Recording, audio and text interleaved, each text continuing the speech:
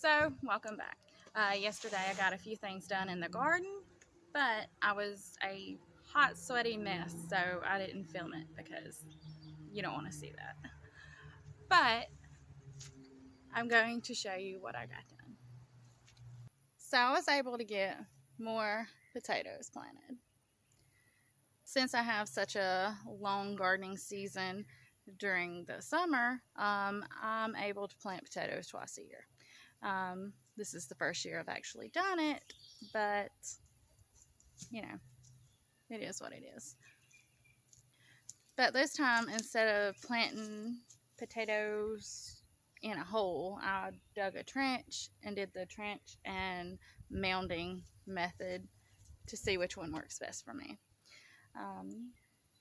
So some people say you're not supposed to plant potatoes in the same spot year after year or over and over again because they use so much out of the soil because they are heavy feeders.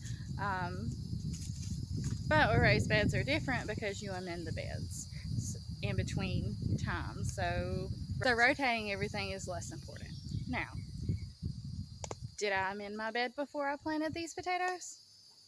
No, I did not. I should have, but I didn't.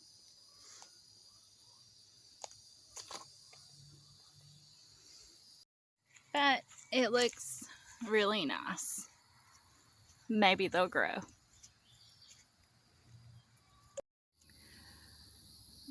I also got more green beans planted. I got 2 rows in this section in the middle of this bed. Part of the reasons I'm growing green beans in this bed is so hopefully it'll help the soil out a little bit. But also, my squash died, so this year I am planning on doing things a little different. Normally I wait till all of my summer crops are completely done before I plant any like fall and winter crops. But this year I'm trying my best to intercrop. And so I'm leaving about 2 feet of bed space in the front of all of my beds so that I can start planting some of my winter crops when it gets closer to time. So that hopefully there's a consistent amount of things coming out of the garden and not like just 2 major harvesting times during the year. But this is where I planted the green beans, where my squash were, and also where my zucchini was. So all of my squash and zucchini plants didn't look terrible, but it was only a matter of time before they succumbed to the press pressure as well.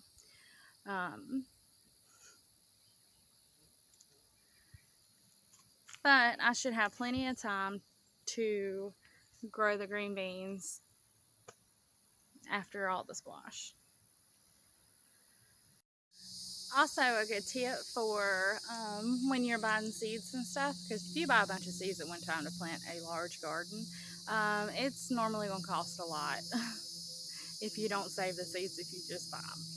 So a lot of times what I like to do is I will buy a seed packet and plant it and then save the seeds from that packet to plant the following year to have plenty of seeds.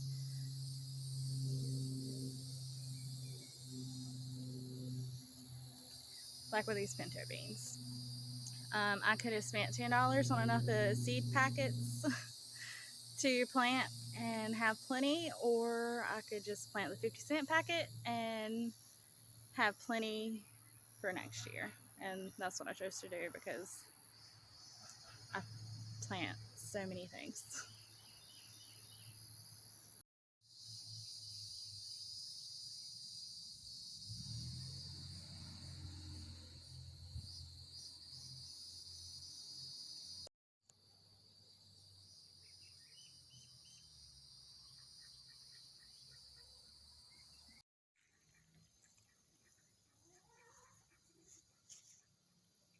So about 90% of my flowers in my garden this year has come from volunteers.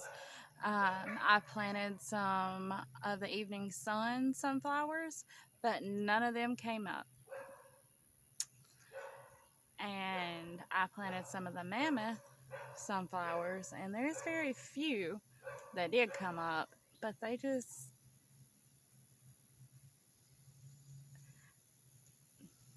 they're not the same mammoth sunflowers I've purchased in the past. Like they're different.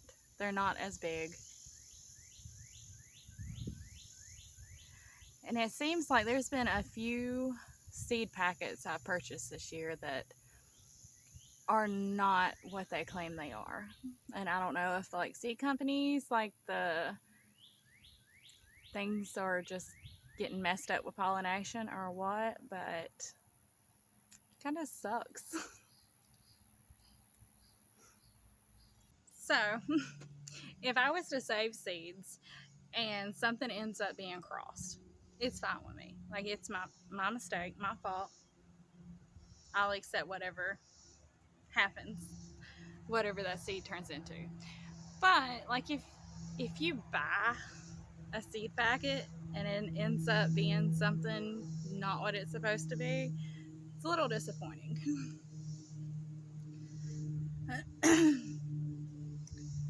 And I was really looking forward to my amazing sunflowers this year. The volunteers are great, but the seeds I purchased are lacking.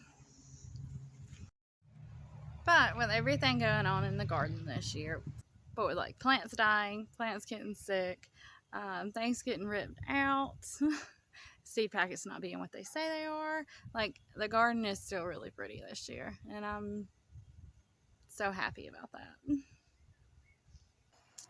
So thank you for watching, and see you next time. Hey, can you make sure an alligator doesn't bite your head off? Jeez, Zoe. Huh.